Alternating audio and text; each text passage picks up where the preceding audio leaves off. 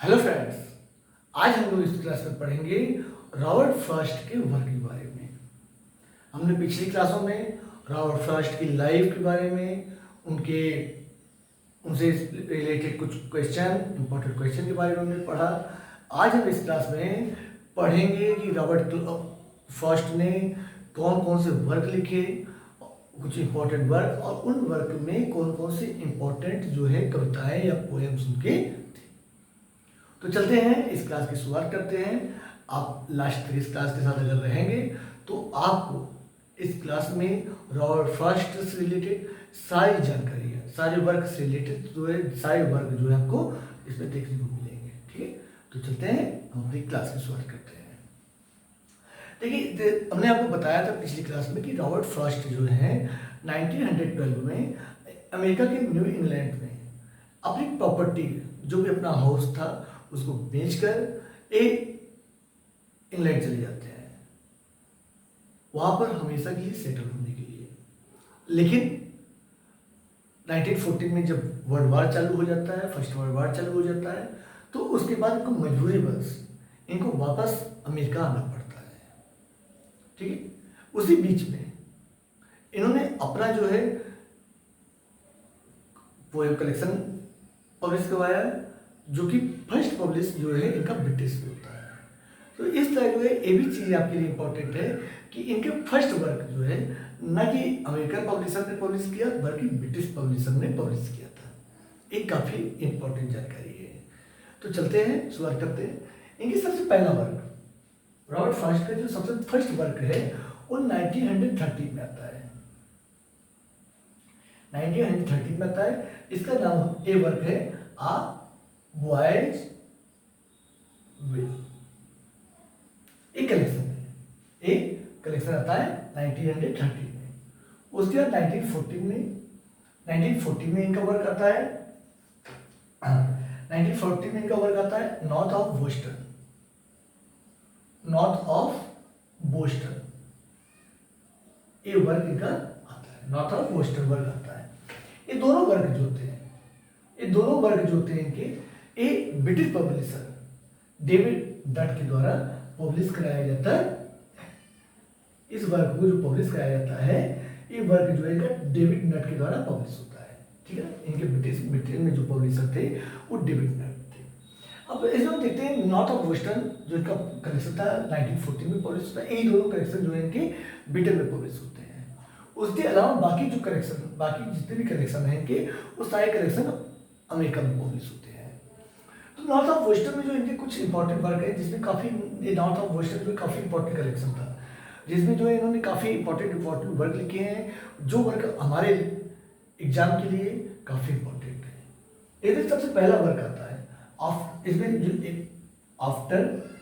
इसमें जो important work है उस वर्क को हम देख रहे हैं। ठीक है ना, बाकी जो और वर्क है उनको हम छोड़ देंगे, लेकिन यहाँ पर जो इंपॉर्टेंट वर्क है, जो हमारे एग्जाम पर्पस इंपॉर्टेंट वर्क है, उन वर्क को हम देख रहे हैं। आफ्टर एप्पल पिकिंग, ए का वर्क है आफ्टर एप्पल पिकिंग। उसके बाद दूसरा वर्क आता है, दूसरा है इसमें the death of hired man. The death of hired man, ठीक है ना, the death of hired man. उसके बाद अगला the death of hired man.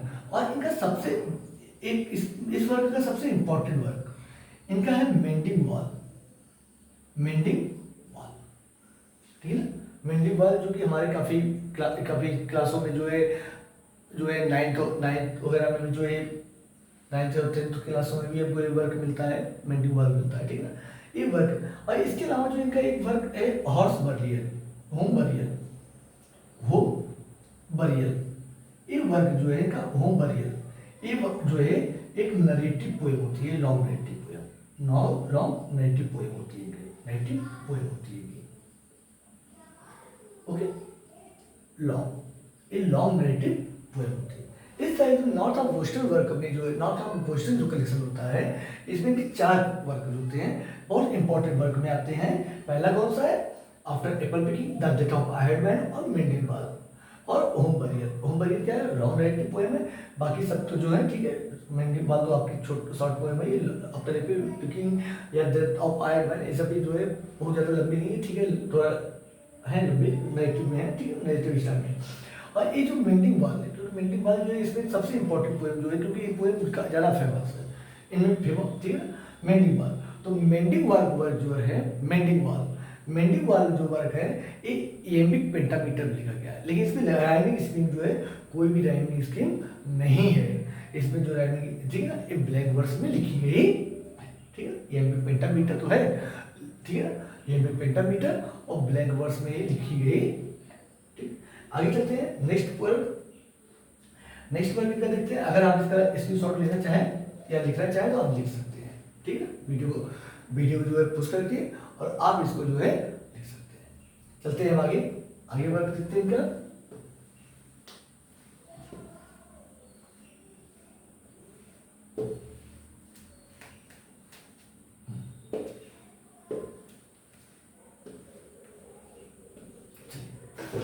अब चलते हैं अगला वर्क इधर जो आता है, जब 1915 में जो है इंग्लैंड से वापस अमेरिका आ जाते हैं, तो इस वजह से जो है 1915 में, ठीक है, तो इस वजह से 1915 में इनका कोई वर्क नहीं पब्लिश होता है। और 1916 में इनका वर्क आता है, इनका वर्क जो आता है इसका नाम होता है माउंटेन इंटरवल।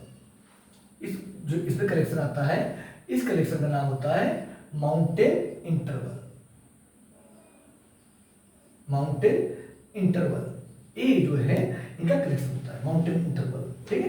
ये अब देखिए, अगर एक बात आप ध्यान दीजिए, क्योंकि अब जो है क्या हुआ है, पब्लिशर के चेंज हो जाते हैं, ठीक है।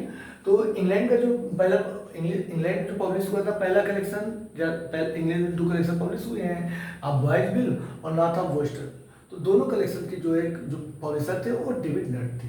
लेकिन जब यहाँ पर आते हैं तो इनके जो कलेक्शन, इनके जो होते हैं पब्लिशर होते हैं, वो चेंज होकर क्या हो जाते हैं, वो चेंज है इंग्लैंड में, जो अमेरिका में जो इनके पब्लिशर होते हैं वो होते हैं होल्ट। कौन होते हैं? होल्ट। आप याद कर सकते हैं, इसको याद करने का एक फार्मूला भी है, नट बोल्ट। अगर याद करेंगे तो हो सकता है कि आपको जल्दी याद आ जाए, क्योंकि नट अमेरिका में है, ब्रिटेन में है, और बोल्ट मतलब होल्ट जो है ये आपके यहाँ पर आ जाते हैं, ठीक है। अब इसमें हम करेक्शन देखते हैं कि इसमें कौन कौन से करेक्शन की, मतलब इसमें कौन कौन से इंपॉर्टेंट वर्क हैं, ठीक है ना, इस वर्क के बारे में देखते हैं। तो इसमें सबसे इंपॉर्टेंट वर्क तो आ रहा है बर्चेस वर्क आता है। ये वर्क जो होता है, ये वर्क इनका ब्लैंक वर्ड्स में लिखा जाता है। देखिए एक चीज अभी भी देखी जा रहा है कि इसमें क्या है, ये वर्क जो इनका ब्लैंक वर्ड्स में है, और इस वर्क में कुल मिला के 59 लाइन्स है। इस वर्क में 59 लाइन्स है। वर्चेस वर्क में ब्लैंक वर्ड्स में लिखा गया है और इसमें 59 लाइन्स। आगे चलते हैं। वर्चेस के बाद अगला इनका वर्क जो है वो है आउट,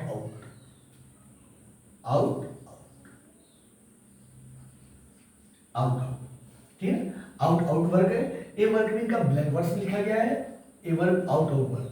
ये आउट जो है विलियम शेक्सपियर, इसका जो टाइटल है आउट, एक विलियम शेक्सपियर का वर्क जो है मैकबेथ, उसके जो लाइन जो एक्ट 5 का सीन 5 जिसमें जो कहता है लाइफ इज एन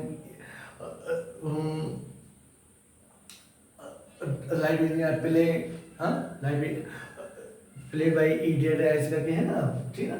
उस जो इनका फेमस जो है कोट्स है, दिमाग में थोड़ा सा कम आ रहा है, उसी में का एक शब्द है आउट, ठीक है, जिसमें वो कहता है कि लाइफ जो है किसके द्वारा, लाइफ जो है कुछ नहीं है, केवल एक जो है ड्रामा है जो कि मूर्खों के द्वारा खेला जाता है, ठीक है ना, ये बात है, ठीक है।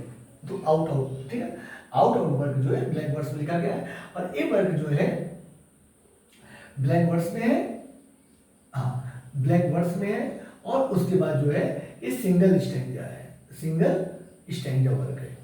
ये वर्क जो इनका, ये वर्क इनका सिंगल स्टैंजा है। और एक चीज इंपॉर्टेंट कि इसमें जो एलुजन लिया, एक जो टाइटल है इसका और जो इसमें लिया गया है वो जो है विलियम शेक्सपियर के मैकबेथ वर्क से लिया गया है। आगे चलते हैं, अगला वर्क इसमें है the oven word.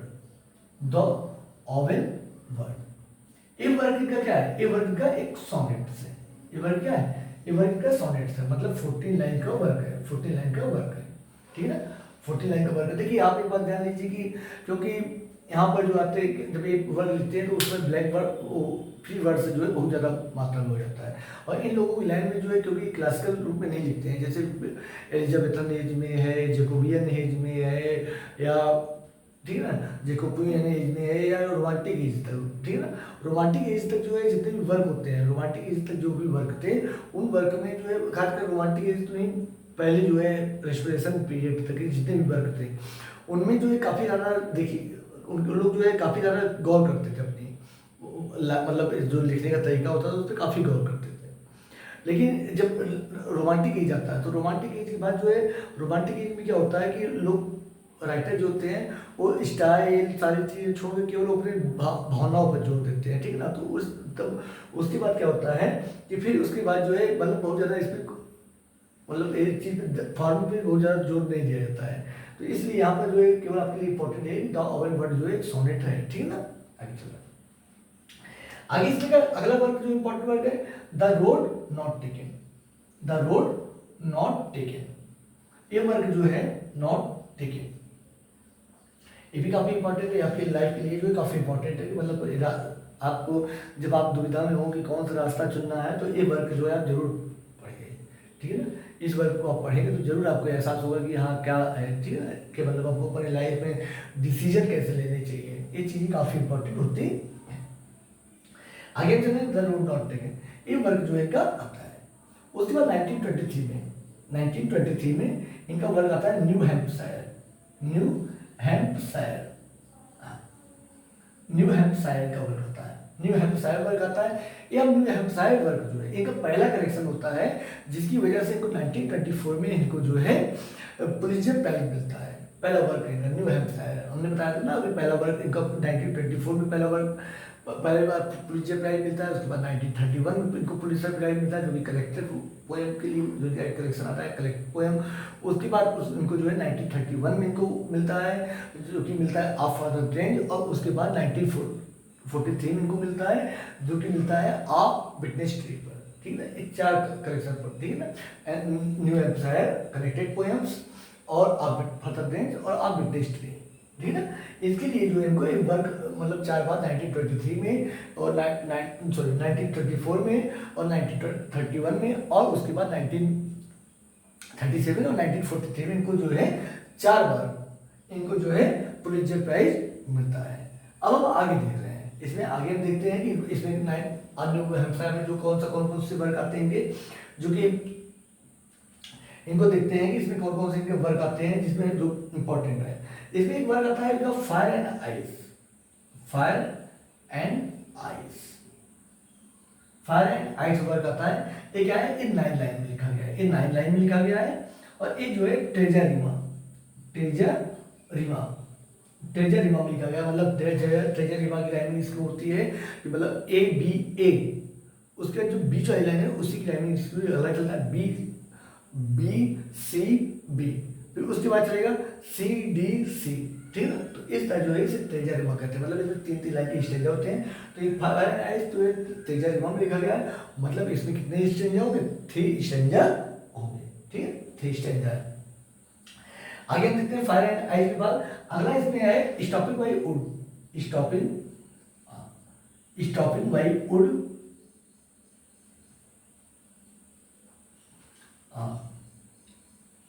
on a snowy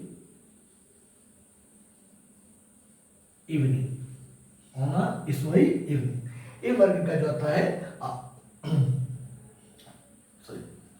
road not taken. हाँ, तो रोड नॉट टेकन इसकी राइमिंग इसकी हम दे देते हैं। इसकी राइमिंग इसकी होती है a b a b a a b a a b. ये जो द रोड नॉट टेकन जो वर्ग था जो इसका माउंटेन इंटरवल में आता है, जो the road not taken quintal में लिखा गया है और इसमें की राइमिंग उसमें होती है a b a b. Stopping by wood on a snowy evening, ठीक है। इसमें जो है कुल मिला के 4 क्वार्टर होते हैं, ये मतलब 4 लाइन की क्वार्टर। अगर क्वार्टर आप नहीं समझते हैं तो क्वार्टर ऐसे स्टेंजर को कहते हैं जिसमें स्टेंजर जो है 4 लाइन के होते हैं, मतलब जिसमें जो इस पैराग्राफ है इसके स्टेंजर जो है वो 4 लाइन के होते हैं, ठीक है ना। तो 4 लाइन के हैं तो वो राइमिंग स्कीम ए बी भी अधिकतर जो है ए बी होती है, कभी कभार जो है ए बी हो जाती है। ABBA को जो है क्लोज स्टेंजा भी बोला जाता है और कभी कभार मेमोरियल स्टेंजा भी बोला जाता है, क्योंकि इसमें क्या है कि इस लॉर्ड टेनिसन ने जो उनका वर्क था इन मेमोरियम, जो उनकी ग्रेट एलिजी थी इन मेमोरियम, उसको जो है इन्होंने ABBA के हिसाब से लिखा। तो इसलिए उसको क्योंकि क्वार्टर में लिखा हुआ है, इस तरीके से लिखा गया जो है सबसे इंपॉर्टेंट वर्क में से आता है, तो इसलिए उसका नाम भी जो है मेमोरियल स्टेंजा पड़ जाता है। ठीक है ना, आगे चलते हैं। इसके बाद अगला जो है इसके बाद अगला वर्ग आता है nothing gold can stay. Nothing gold can stay, ये वर्ग आता है नथिंग गोल्ड कैन स्टे, ये वर्ग का आता है। ठीक है, नथिंग गोल्ड कैन स्टे, ये वर्ग इनका आता है। इस तरह हमने जो इनका 1923 तक इनका वर्ग को मैंने देखा कि इन्होंने कौन कौन सा वर्ग लिखा है। इसके बाद आगे जो वर्ग आते हैं, इनके आगे जो वर्ग आते हैं या कुछ इंपॉर्टेंट पोएम, उनके बारे में हम नेक्स्ट क्लास में पढ़ेंगे, ताकि वीडियो आपका लंबा ना हो, आपकी क्लासें लंबी ना हो, तो इसलिए हम नेक्स्ट क्लास में पढ़ेंगे। तो आप जो है Robert Frost, work of Robert Frost या Robert Frost work by Vipin sir आप सर्च करेंगे, आपको इनके इसके आगे की जानकारी जो है आपको नेक्स्ट क्लास में मिलेगी। ठीक है, तो क्लास आपको कैसी लगी, प्लीज़ अगर आपको क्लास अच्छी लगी तो प्लीज़ लाइक और कमेंट करके जरूर बताइए, और अपने दोस्तों में भी शेयर करें। और उसके बाद अगर आप अभी तक चैनल को सब्सक्राइब नहीं किया है तो प्लीज़ चैनल को सब्सक्राइब कर लें। और दूसरी चीज़ ये है कि आपके लिए इंपॉर्टेंट जानकारी ये है कि इस क्लास में, ठीक है ना, हमारे इस सीरीज में जो है आपको जो है UPPGT के जितने भी राइटर हैं, जितने भी वर्क हैं, ठीक है ना, आपको सारे वर्क आप सर्च करेंगे, आपको सारे वर्क जो कोई भी चीज़ जो कोई भी वर्क आप देखना है तो आप बाय विपिन सर करके आप सर्च करेंगे, आपको सारी क्लासें, ठीक है ना, आपको सारी क्लासें आपको जो है एक स्टूडेंट्स के हिसाब से, ठीक है ना। देखिए हमको पैसा नहीं कमाना है कि अगर हमारा पैसा कमाना है, हम कोई क्लास चला रहे हैं या हम आपको कोई पेड पे दे रहे हैं, तो ये क्लास जो आपकी बनेगी, एक क्लास आपकी जो है केवल एक स्टूडेंट के हिसाब से, एक स्टूडेंट कैसे तैयारी करता है, किस हिसाब से उसके लिए इम्पोर्टेंट है, ठीक है ना, उस चीज़ को देखते हुए एक जो भी नोट्स हैं उसके हिसाब से बने गए हैं, और जो भी क्लासेस में आपको पढ़ा रहे हैं उसी हिसाब से बता रहे हैं। ठीक है, तो मिलते हैं हम नेक्स्ट क्लास में रॉबर्ट फ्रॉस्ट के बाकी बात।